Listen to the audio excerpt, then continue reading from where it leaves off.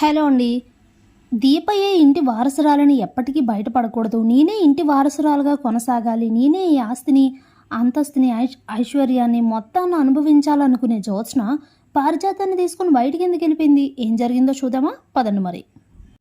దశరథ్ అయితే సుమిత్రను తిడుతూ ఉంటే ఇంతలో జ్యోత్స్న వస్తుంది. ఎందుకు మమ్మీని ప్రశాంతంగా ఉండనివ్వట్లేదని అడిగితే, నేను ఎవరి ప్రశాంతతని చెడగొట్టలేదు. మీ అమ్మ చేసిన పనికి నేను తలదించుకోవాల్సి వచ్చింది. మళ్ళీ అలా అంటావేంటి నువ్వు అని అడిగితే, జ్యోత్స్న నీకు చెల్లెల మీద ఉన్న ప్రేమ భార్య మీద లేదు అని అంటుంది. చాలా కోపం వస్తుంది దశరథ్కి. ఏం మాట్లాడుతున్నావు జ్యోత్స్న అంటూ చెయ్యెత్తేసరికి, ఇప్పుడు తన మీద ఎందుకండి చెయ్యెత్తుతున్నారని అడుగుతుంది సుమిత్ర.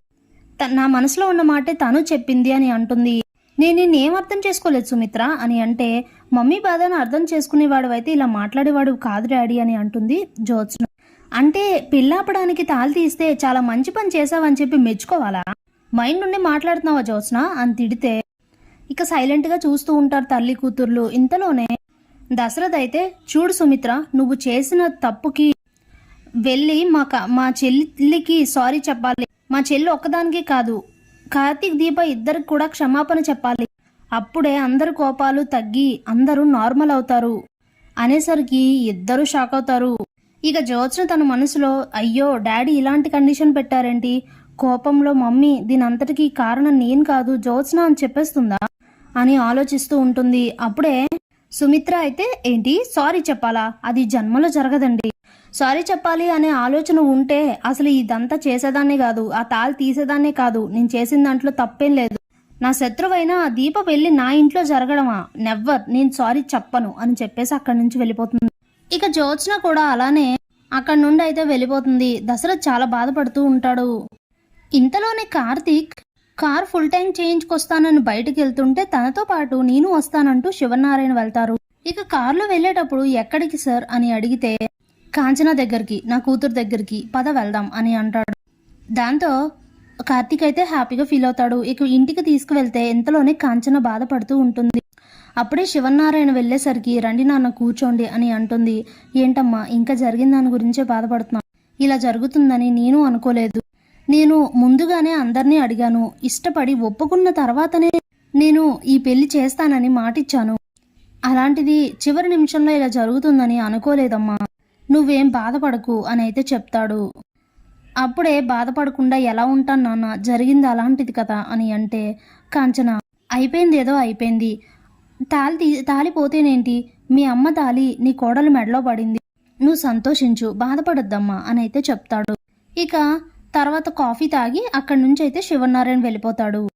ఇంతలో రాత్రి అవుతుంది. గార్డెన్లో కూర్చొని సుమిత్ర జరిగిందంతా గుర్తు చేసుకొని చాలా బాధపడుతూ ఉంటుంది.